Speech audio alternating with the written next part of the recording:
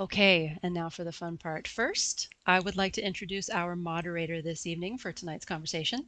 Christina Dodd is a New York Times bestselling author who builds worlds filled with suspense and adventure and creates some of the most distinctive characters in fiction today. Her newest novel, The Wrong Alibi, an Alaskan mystery, was released in December. Her 52 novels have been translated into 25 languages, featured by the Doubleday Book Club, recorded on Books on Tape for the Blind, and has been called the year's best in library journal. Here's a fun fact. Christina Dodd has been a clue in the Los Angeles Times crossword puzzle. My mother was very proud. I'll bet. And now a little bit about our featured author tonight. Kristin Hanna is an award-winning and best-selling author of more than 20 novels, including the international blockbuster The Nightingale, and then Winter Garden, Night Road, and Firefly Lane, to name just a few. Her novel The Nightingale has been published in 43 languages and is currently in movie production at TriStar Pictures, which has also optioned her novel The Great Alone.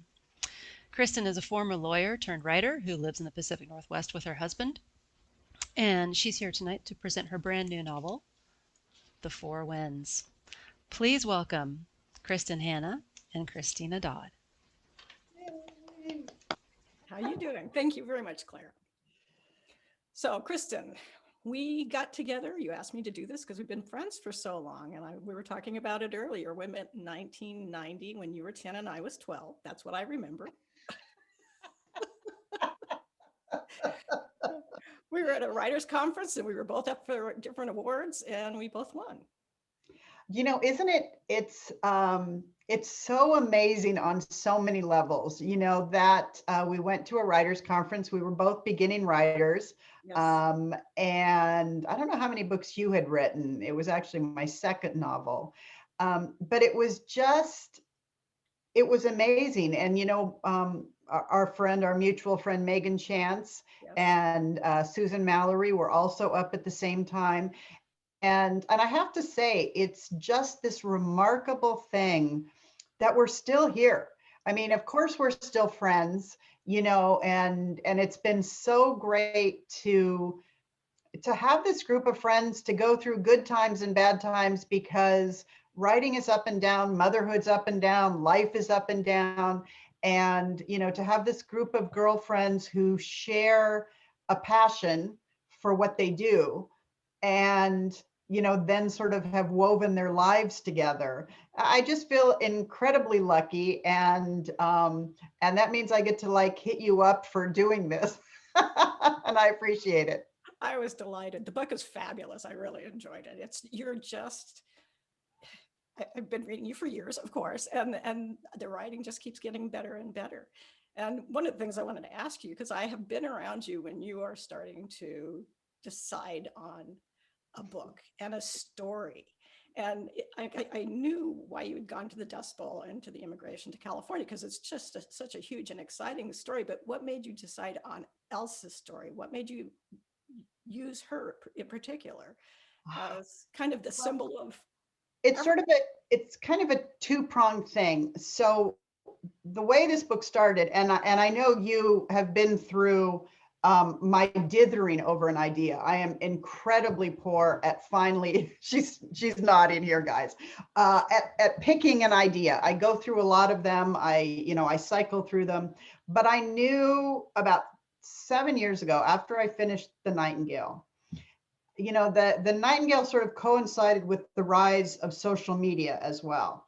So for the first time after the Nightingale, I really saw what people were saying about my books, what they were thinking about.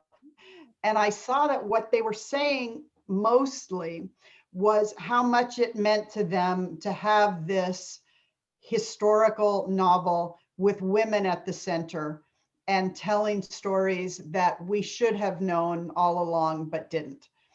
And so following that book, I really wanted to write that kind of a novel, a big, sweeping, epic, emotional novel with a woman at its center, um, that was quintessentially American. I just wanted to write about our history and our country. And that's really what led me to the Dust Bowl and the Great Depression.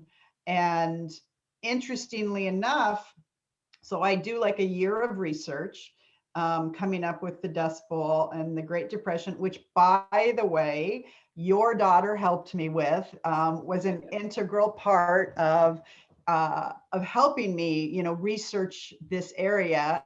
And you guys are from Texas, so she was a great help. Not Anyway, originally, but yes. she was a great help. She did a lot, and so I knew that I wanted to follow essentially the historical record. So there was the Great Depression, the Dust Bowl, there was the migration to California, and there was the what happens in California.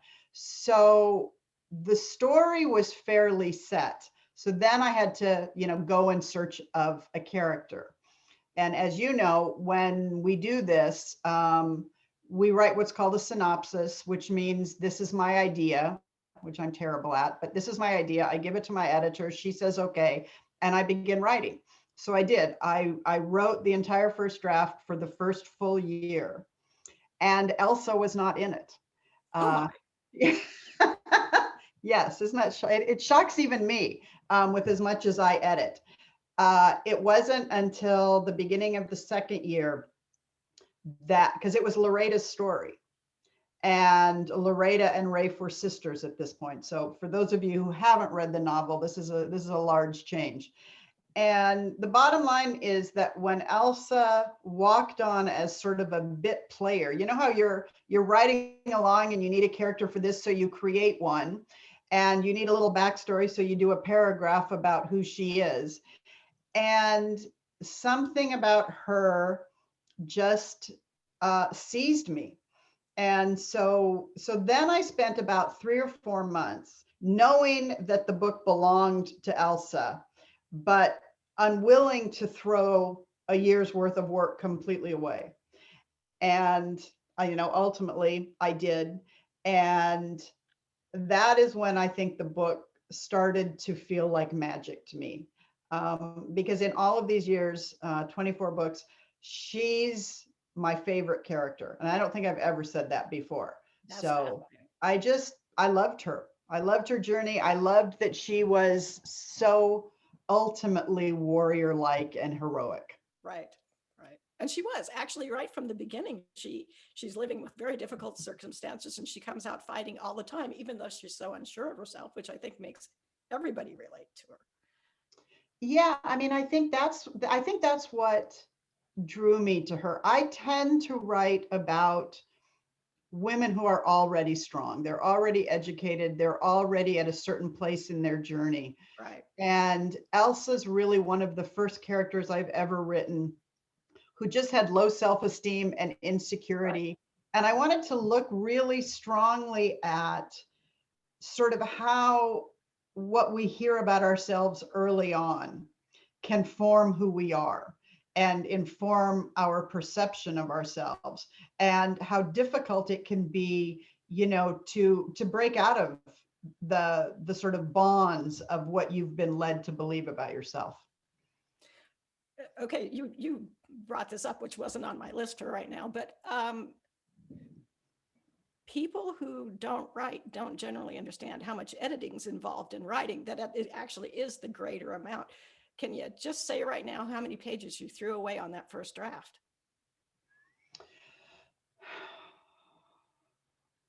Almost 750. Okay, there you go. Because not only it was also a refashioning of the book, because the book that I had originally envisioned went on for 10 years after this book ended. And so it was just, actually, I think what it was realizing that Elsa was special and that Elsa's journey was iconic. And when you look at it from a writer's perspective, once you've gone through the Dust Bowl and the migration, almost anything else that happens to you is anticlimactic. And so there's this lessening of conflict. So I ended up throwing out 350 pages of a complete, you know, continuation of the novel. But what's great, is, for me anyway, when I throw something away like that, and believe me, I don't do it lightly. No. It means that I have a clarity about the novel that I have not had before. And once I have that clarity, I'm a very fast next draft writer. So that helps a lot for the people who are screaming at the very thought of doing something like this. Well, but you also, I know also from being around you so much, you frequently throw out big chunks of book. You make it right. No matter Yeah, what I, it is. I think it's a personality failing actually, because I think in a lot of ways, I'm more comfortable starting over than minutely fixing. Yes. I just like to, I guess I like writing directly towards what I'm writing towards rather than, finding my way there. Yeah, exactly. But Okay. you've done all kinds of interesting editorial things as well. Oh, well, we all, throwing things out is what you learn to do finally. I can remember at some point somebody saying to me, it's not written in stone. That's the truth. You have to kind of pick your battles and say, this is the part that's important to the book, and this is the part that can go out the door, and it might be fun to read, and I might have enjoyed writing it. But if it's not the story, it's got to go.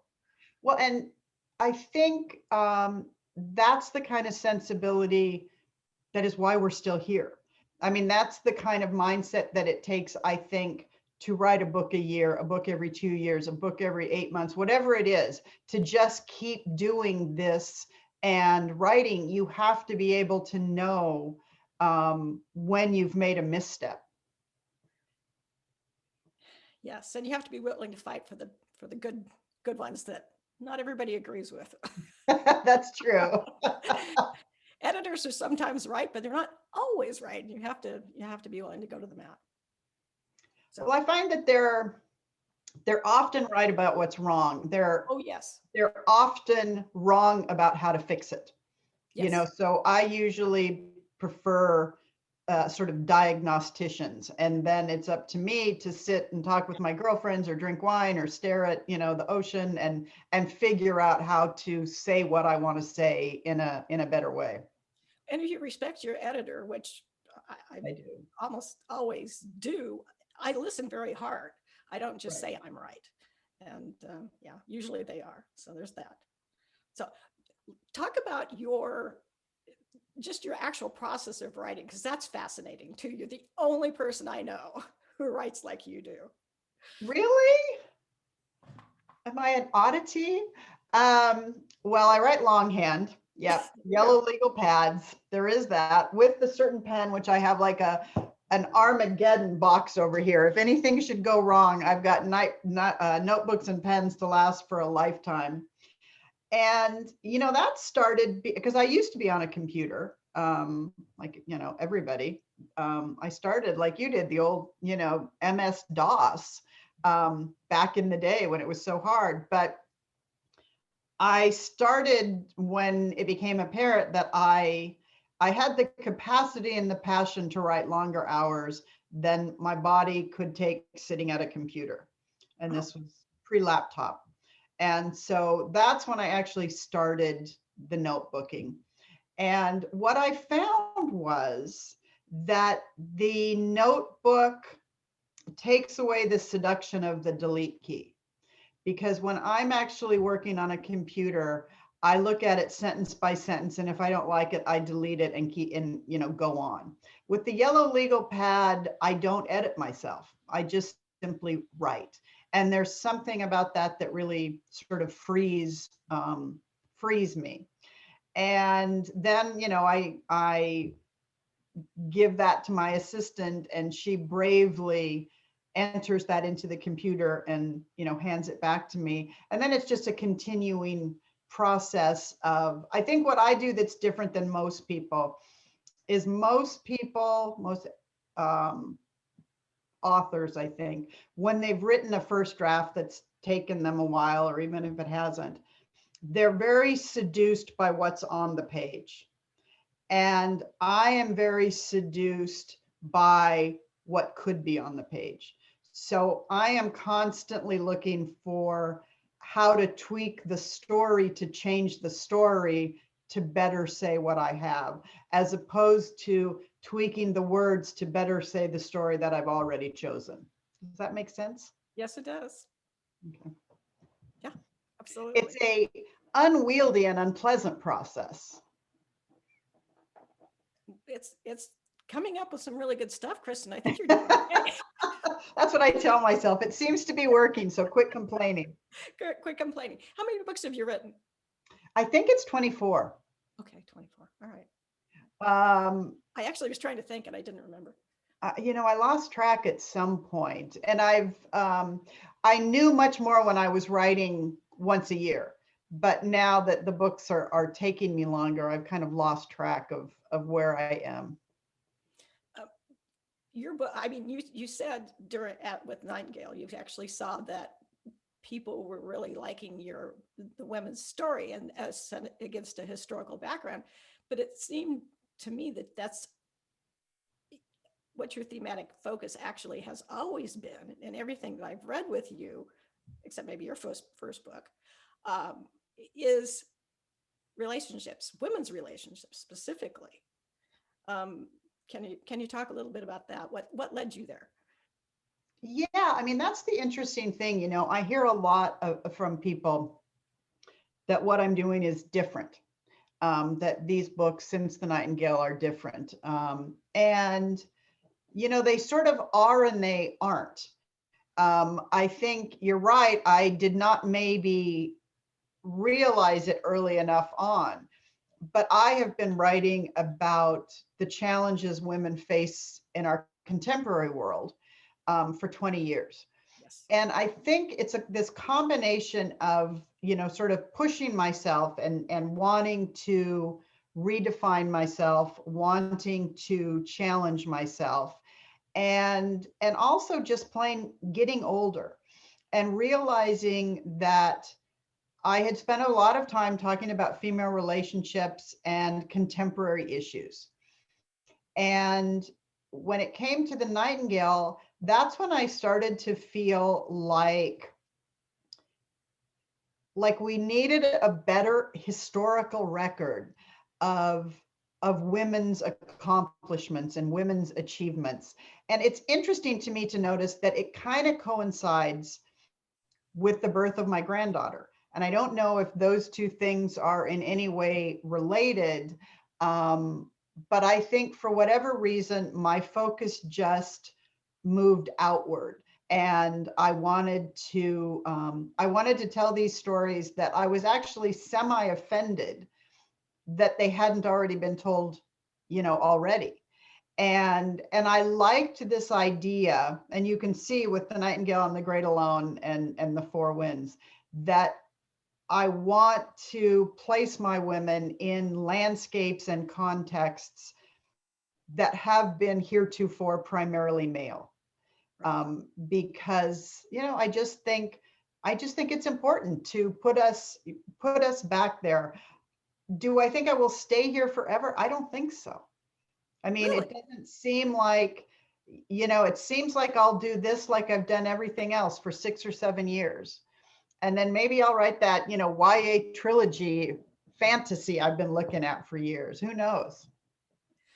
But also when you look at Firefly Lane, that's very much women's relationships. And it's not against a huge conflicting historical background, but it is against the background of the 60s and 70s. And Firefly Lane is the book. I mean, that's the one that, as you know, since you have had to listen to my stories for years, that's the book that I had to write on spec, which means that I had to leave a publisher and write it and try to sell it when I was done.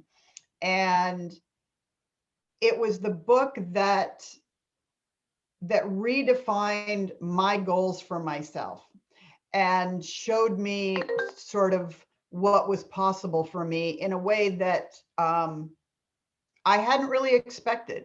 And the two things that did that for me from a writing standpoint, one was the coverage of time. You know, writing a book that covered the 70s, the 80s, the 90s, and the 2000s, that was so beyond, you know, anything that I had ever tried before.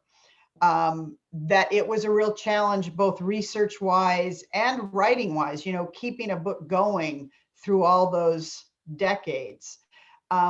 And the elimination of the male viewpoint. That was the other thing as a writer that changed my perspective. I was no longer looking at a male-female relationship from both perspectives. I was now looking at from the woman's perspective and childbearing, motherhood, everything. And so that was the book that really that set the stage for Nightingale. I wouldn't have been good enough at that point to write Nightingale, but it's the one that made the foundation. There's always that growth as you write, and you see it. What? That growth as you write. You're always growing and changing, and you see it coming. And by the end, I think by the time you get along to our point, it's this much, but it's a really important this much. Yeah. I think that's true. And, you know, I also think, I remember back in the day when we were going to writers' conferences and we were, you know, newbies, trying to learn how to do this, trying to segue from being really big readers and lovers of books to writers, which is a huge emotional chasm to sort of learn how to cross. And, you know, when we were doing that, I remember hearing everybody talking about, you have to find your voice. You have to find your voice. And I would sit in these classes and say, would someone please issue me a voice, because I just want one. And it took me probably a decade to really, truly understand that my voice was my worldview.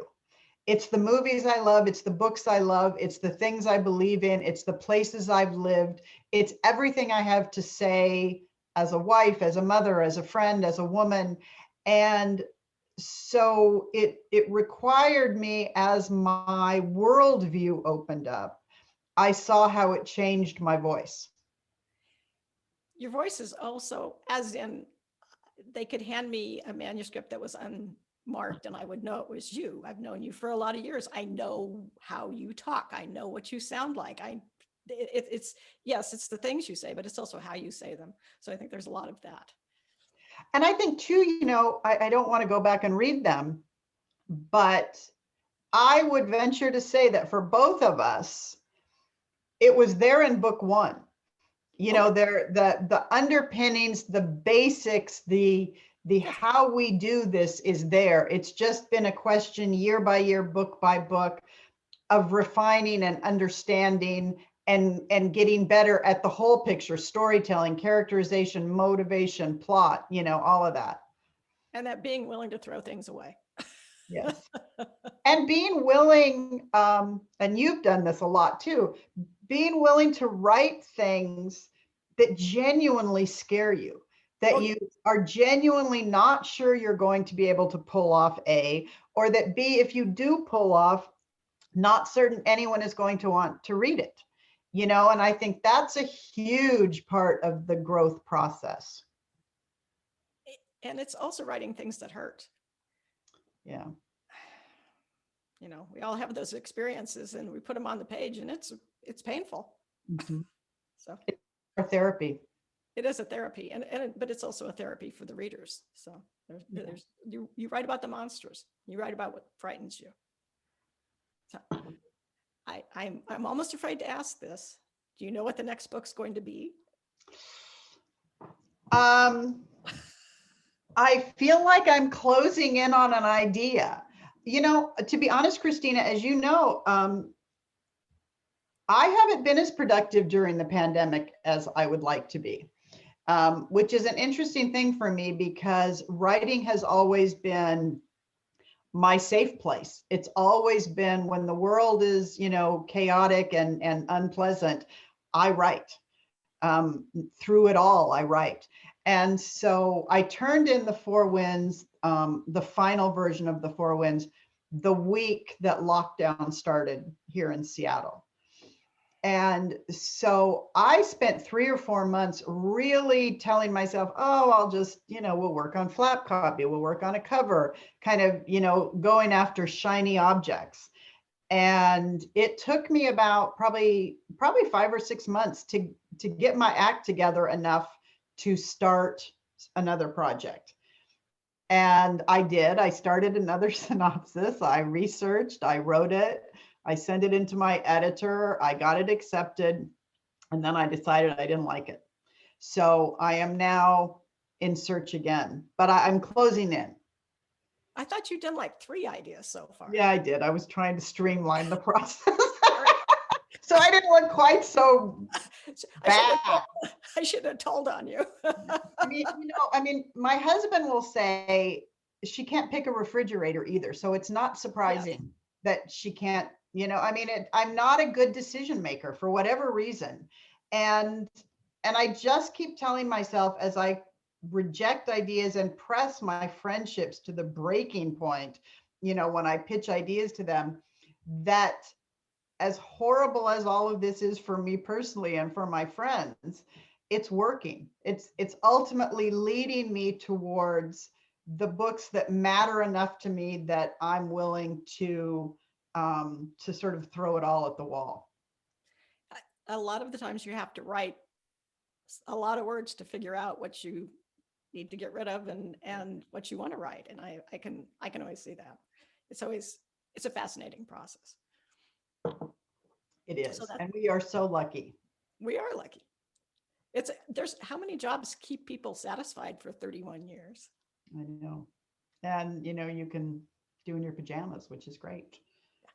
How did you okay, so we've both written books about Alaska. Talk to me about Wrong Alibi and how it felt, because that was a new setting for you. It was a new setting for me. I'd watched The Fugitive with Harrison Ford years ago, which I think is a fabulous movie, and it's got great pacing. And so I kind of watched it over and over again, because as a writer, that's what you're looking for. If you're writing suspense, you want pacing. But I couldn't figure out how to get a female character into the role of the fugitive and make it work until I placed her in Alaska. And then I couldn't figure out how to get someone who had been wrongly convicted of murder out of prison. And they do a great job with the fugitive. Right. There's the bus and it lands on the train track and, they get swept away. And I had nothing. And I've been trying to write it for years. And then what happened here in Washington was the Oso Landslide. And I watched the news coverage that happened about 25 miles south of here. I watched the news coverage. I listened to the rescuers talk. I listened to the people talk about the landslide that lived through it. If the readers don't know here, half the mountain came down and it wiped out a subdivision and it covered the highway and it stopped the river for a while. It was a lot of rock that came down. Mm-hmm. And once I had that piece in, that I could actually have somebody who was in a prison bus going to prison and have the landslide, that gave me the piece I needed to write Wrong Alibi. And you can see the roots of the fugitive in it, because that's who she is. She's the lady who is been wrongly convicted and is now seeking justice for her and for the people who have died. And she wants her life back too. It's quite a journey. I mean, you do such a fabulous job, and this is such a great book, of the combination of unique characters and unique and powerful setting, but always keeping the pace. You do a really good job of you have to read on, you have to know what's going on, but you do take the time to create characters that we really care about. And I think that's the mark of, to me, really great suspense of any kind, is caring about people. It's the older mysteries, we never knew the characters. With the suspense now, you really want to know the people and you want to care about them. And that's the important point.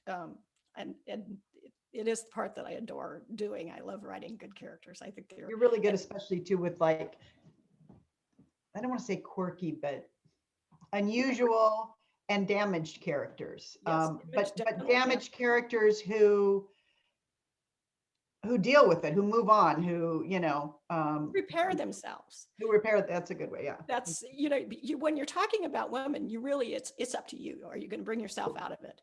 And to me, that's what I'm always fighting for, is my heroines to pull themselves out of the situations they're in and triumph. Well, and I think that's, we're so lucky to be writing in this time period, because the Four Winds is the same thing, essentially. It's this idea where finally we've reached a point in our life where the women get to be the heroes. Yes. Where they get to be the classic, pull themselves up by the bootstraps and solve whatever the issue is and survive and thrive. And I just love that. As with everything, books and literature are the things that's leading the way, but we are finally seeing television, Netflix, and your book, The Nightingale, coming to the screen. I mean, we are talking about entertainment is finally figuring out that women watch TV and they do want to see their own stories. I mean, it was so amazing to me for this year to watch, just as a fangirl, to watch Bridgerton, and Firefly Lane. Firefly Lane. And watching Firefly Lane, and because I don't know, it's not like I knew where it was going. So I was like a fangirl like everybody else, pretty much sitting on my sofa watching it, texting, with people, and to see a female friendship of women who have been friends from the 70s to the 2000s, who were 40 some years old, and to have that be the focus of the story and the most important part of what they were telling, felt transformative. Yes. And in the way that Bridgerton also, I mean, it felt fresh and unique, even though you had seen these kinds of stories before. Going into the historical romance genre just felt like, it's about time that somebody realized that there are remarkable stories out there about women. We just need to broaden our view just a little bit. Yeah, absolutely. It's been quite a year. It's been, as you said, very exciting. I know we were Zooming with you right before the book came out and Netflix hit with Firefly Lane, and you were just it was fun. It was super fun. And it was, the coolest thing about it, I don't know if I said this on our Zoom, but like for the first time in 30 years, I got to be a fan of my stuff, my characters, my story. It wasn't the way I told it. It wasn't, and some readers are upset about the changes that they've made. But for me, it was a whole new thing. And I was able to watch these four women portray these two characters that I had created. And it was amazing. It really was. Fun times. You see, it has been a good year. It has, if you live long enough. Yes. If you live long enough, absolutely. So should we bring Claire back on to answer some questions? Sounds good. That sounds fun. Well, I've been enjoying listening to this. This has been great. What we do actually, of course, have a lot of questions from folks. And first of all, can I just say, wow, you write your books longhand. I am so impressed. That is, I mean, I'm just thinking about your hands. Like, no, everyone says that. What's actually more difficult is, my friend / assistant who has to take that and turn it into actual sentences on a computer. I don't know how she does it. Yeah, I think it's wonderful. It's sort of, I don't know, restored something in me to know that people still write books longhand. Like, I think that's lovely. I think it's wonderful. So, so I was glad to hear that. And also, I am going to be looking for that YA fantasy trilogy from you. I am dying to do it. I wanted to do it maybe 6 or 8 years ago, and then, YA just exploded. Maybe just a big straight fantasy thing, but maybe I'm in a fantasy land. So who knows when I will do it. I just know that I love those novels Yeah. still. Yeah. Yeah. I'm a big fan of YA and fantasy too. I mean, I think it'd be fun to read what you came up with there. So let's get to some of these questions. So Karen wants to know when does each story idea move from idea to reality? Is it through your research, or do those kernel ideas come from others? Then you research and see if it is viable, or does it vary? So it's kind of, I mean, you talked about your process already a little bit. So I don't know if you want to So for tackle this me, one. I mean, Christina may be different. For me personally, it takes a fair amount of research at this point. The kind of books I'm currently writing, it takes a fair amount of research just to flesh out an idea. That's an irritating part of it, unfortunately, because I have to spend a lot of time researching what may or may not ultimately turn out to be a good idea. But what I do know for sure is that an idea is it when I can sit down and write a 10 to 12 page synopsis and know the beginning, the middle, and the end, and still want to write it. That sort of is the key. Now, Christina will tell you that I have thrown 2 of those away this year. So there's also some kind of magic. It has to be, I don't know. What do you think, Christine? It has to be sexy somehow. I start usually just with some kind of little idea. Usually I think it depends on whether I hit the characters. I have to see those characters and know what they do and what their So you problems do are. character and conflict and then plot? Yes, I would say so. Some of the time. I've Okay. written 59 books. I've written them every single solitary way you can do it. So one of my favorite stories about Christina, by the way, I don't know if I'm allowed to say this, but you once, which absolutely blew my mind, were writing a book. I can't remember which one it is now. And you were having trouble for whatever reason. And so you wrote the ending first and then went back and wrote the beginning that led up to that. Yes. Yeah, That I is, wrote the book backwards. yeah. It hit the New York Times. Nobody ever said Yeah. it's like it was written backwards. For me, if I can't write, if I'm having problems, it's just to write anything. It's the important part is putting the words on the page.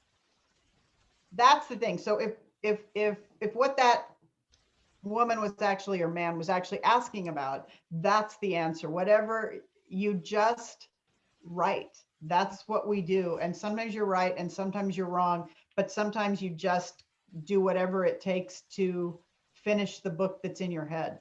Yeah. I think it's amazing that you wrote as much as you did on the Four Winds and then realized that it was actually about a completely different character, and that you threw all that. To me, that takes such tremendous discipline and really dedication. I mean, that's dedication to your story to put that much time and effort, all that work into it, and then realize, nope, that's not right, and to switch gears. Um, I think that's really remarkable. I So don't know. I sort of think, wow, how sad you never figured that out in the entire year that you were writing the first draft. So, um, well, this kind of actually leads me to a question that Nancy put in the Q&A, which is, do you ever get emotionally involved or invested as you write? Like, and if so, how does this affect what or even why you write? So, like, were you, does that mean that I mean, you must have still been emotionally involved to the work that you had done up to that point, oh that you yeah. realized that, I mean, so how emotionally involved do you get in your story? So I'm thinking that what she's actually asking is some version of, like, do I cry when I write? Like, am I Kathleen Turner sitting at the computer, with the cats and the Kleenex? Um, that level of emotion, no, not so much for me. And am I emotionally invested? Emotionally invested in every single word that I write. And I live in a dream world where everything that I've written is beautiful and wonderful. And until proven otherwise, I tend to believe that. What I'm not, I guess, emotionally invested in is the level of work I've put in. So I have a part of me that is that separates completely what I have done and what I intended to do. And once someone points out a failing to me, I am sort of congenitally unable to stop seeing that. And once I have seen something, I just have to fix it. Yeah. What about you, Christina? Oh no, you said it very well. The story is life for during the time you're telling it, but it's not your life. You're not living that, and you only live it while you're writing it, and then you put it aside, and that's the only way you're going to survive. In this business, it's there's a lot of other parts to writing besides just the writing. Are you, Nancy, the same person wants to know if you play any role in your audiobooks or in the films, you make any cameos? I imagine myself in the Nightingale wearing a beret, sitting at a bar, drinking aperitif. Sadly, no one has asked this of me yet, but if they do, I'm standing by, I'm practicing, I'm ready. No, Good. not yet. And not the audiobooks either. Mm. No. I am super lucky. I have a woman named Julia Whelan who does my audiobooks, and it's actually been really interesting. So for people who like audio, we did a conversation at the end of The Four Winds, and it's amazing to me, listening to her and seeing what she brings to the material. Yeah. Voice talent is a very specific thing, and they actually act the books with their voices. I would hate to interfere with that. That's not what I do. That's not my talent. So Yeah, the audio book voice talents are fabulous. Mm-hmm. Mm-hmm. I think you kind of alluded to this a little bit, but Colleen wants to know how much involvement you had with Firefly Lane. Was it difficult to have the filming crew follow the book in detail? Can you speak to involvement in the next film? So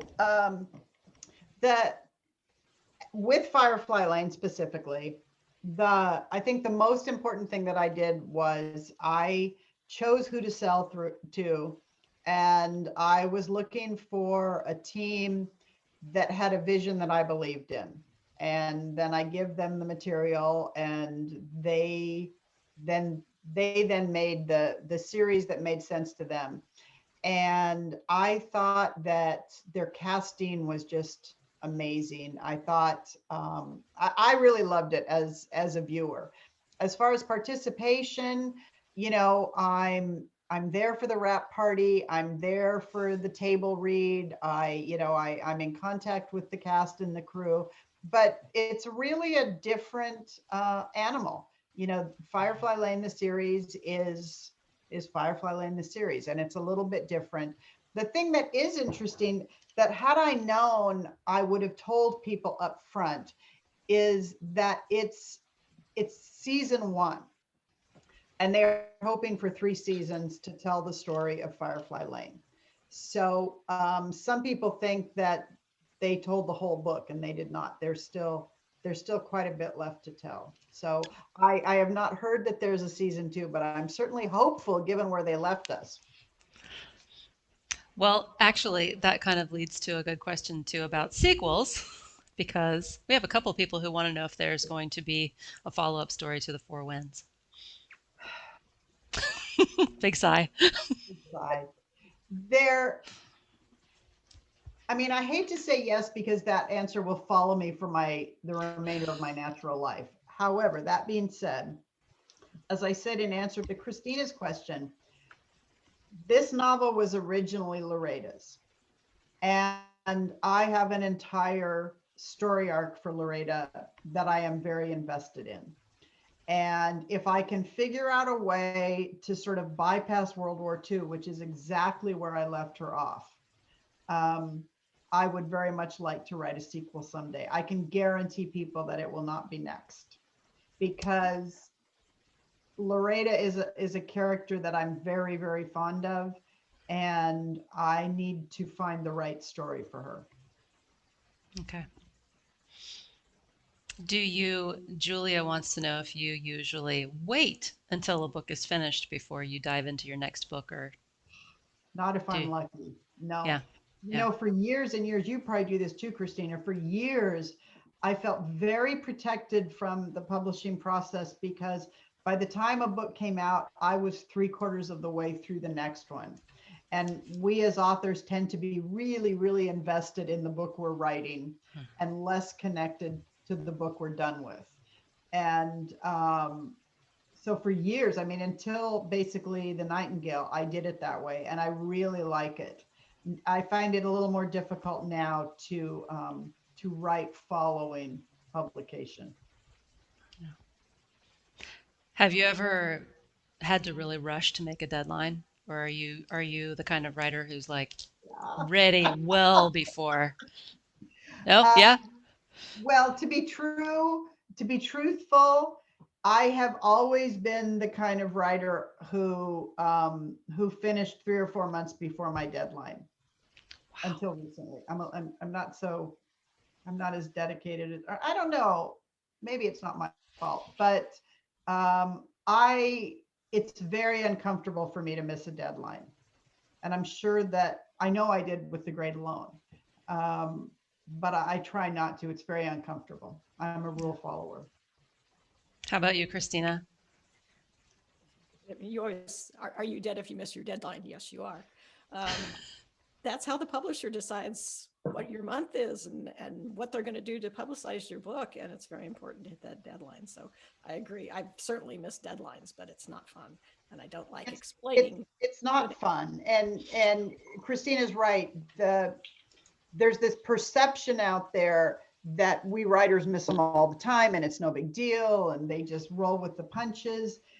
But at the end of the day, publishing is a business, and they have dates and they have deadlines. And if you screw up, if you miss something and you don't give them notice, it makes it really difficult for just ordinary people trying to do their job.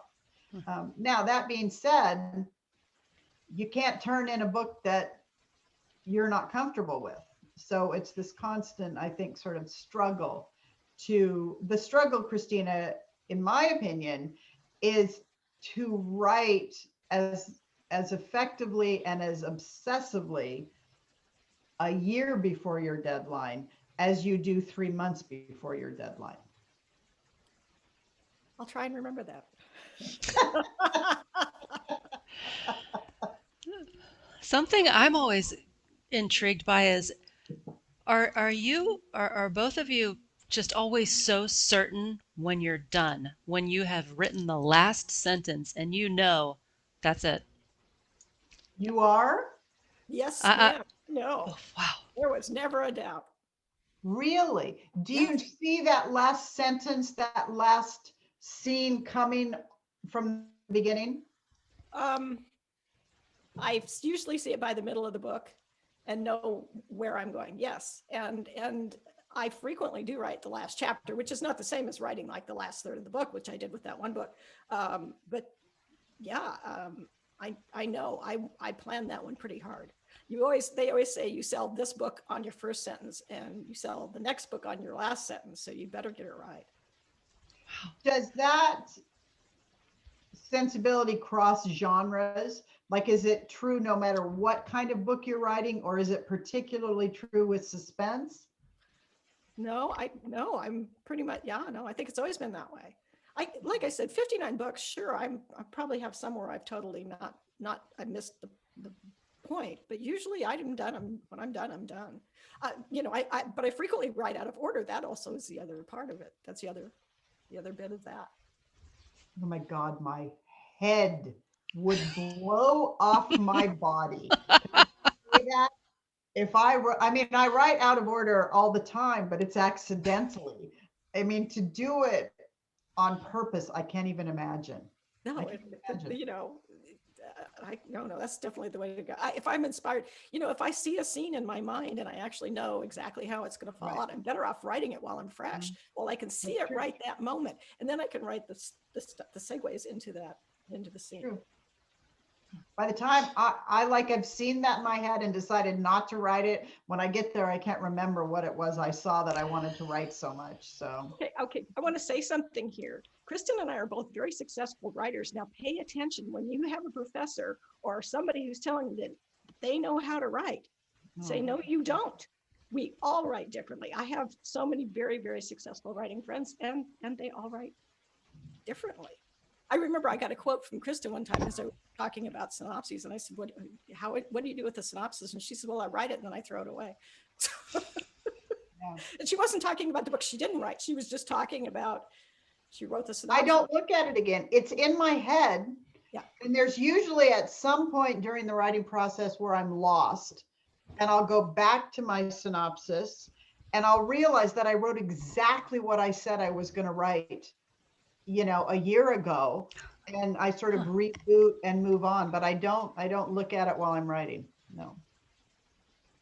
That's a really good point too, Christina, about this idea that in teaching you to write, that there's a way.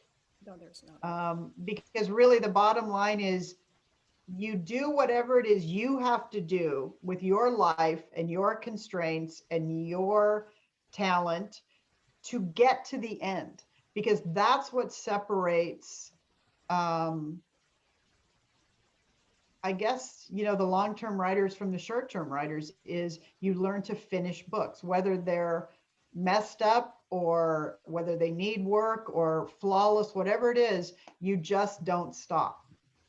And people will say, and you'll hear people say, you're not a real writer unless you write every day. Well, okay, those people are always men, because women have things that occur in their lives.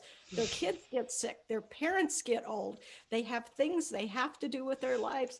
Sometimes you're going to have to put down the computer and put down the pad of paper and just do your living. It doesn't mean you're a failure. It doesn't mean you're not a writer anymore. It means you're taking a pause and you can go back to writing again. It's always there. The stories are always there waiting for you to write. You're the only person that can write those stories. Your stories are the ones you can write.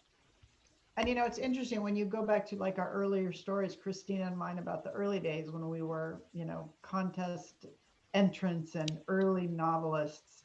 We were all mothers and we all had small children. And, most of us were writing books at nap time, or when we were, doing part-time jobs, or so the corollary to that is you don't need a ton of time, but you need consistent time. If all you have is nap time for your 5-year-old, then you do the legwork when you need to, and when you sit down at the computer, at You have a 5-year-old that 125. takes a nap, good for you. That's true. Let's see. We're getting short a little bit on time, but I do want to ask this one question. Jennifer asks, I find the Four Winds to be so timely with what is happening in our world today. Do you see events of what happened during the Dust Bowl and migration and how life today could be in our future? Do you see this connection? Well, sure. I mean, as I said earlier, so I was looking for sort of a quintessentially American book, but I'm also looking for a time period that has something to say. And I started 4 years ago, started writing this book. Obviously, I did not see the pandemic coming. I'm not a genius, but I saw all the parallels. I saw that, the issue of climate change was a big deal. The issue of immigration was a big deal. That the wealth disparity in this country was a big deal. And I am a big believer in this idea that what is past is prologue, and that whatever it is we're going through, we have been through it before, and there are lessons to be learned from history. And so I do think that there are a lot of lessons that we can learn from the Great Depression, from the group of people known as the Greatest Depression or the Greatest Generation who survived this, and who we look back at now, their resilience, their strength, their grit, their determination. And all of this should fuel us, should remind us about how strong, we can be. And I do think that ultimately the point of the Four Winds, as difficult as the time period was, is this reminder that we Americans are tough, that we have been through difficult times and survived, and we will again. And one of the things that amazed me the most about the farmers of the Great Plains when I was doing this research, the Texans, the Oklahomans, most of them stayed. I mean, you know this, Christina. Most of them stayed on their land. 4.5 years of drought, the Great Depression, nothing growing, dust storms rolling through. And this generation of people believed every day that it would be better. And they stayed until it was better. And, one of the sentences I hear most about the Four Winds is, this novel really put the pandemic in perspective for me. And I think that's an important thing. Wow. Well, thank you. I think that that's an excellent note to end on. So I can't tell you how much I appreciate this. This has been a very fast hour, ladies. In fact, Joyce in the audience says this was a quick-paced, authentic peek into the lives and works of two amazing authors. I think that she summed it up very well there. Thank you, Joyce. I am putting in the chat the link to, let me see, let me make sure I'm putting it in the chat. The link to the page at Village Books website where you can purchase both of these authors' books. And of course, we appreciate your support. And Christina and Kristin, gosh, thank you so much. This has just been delightful. Thank you, Claire. It was wonderful.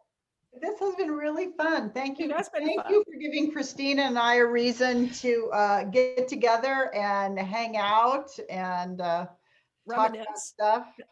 Reminisce. People have to listen to us. Oh no, that was not a hardship by any stretch. So thank you so much. Thank you to the audience for joining us tonight. And I'm sorry we couldn't get to all the questions. There were a lot of them. So I think unless there's anything else that you have to add, ladies, we get to say goodnight. Thank you so much. Thank you, Christina. Thank you, Claire. Thank you, everyone, for coming. We really appreciate it. Okay. Good night. Good night. Good night.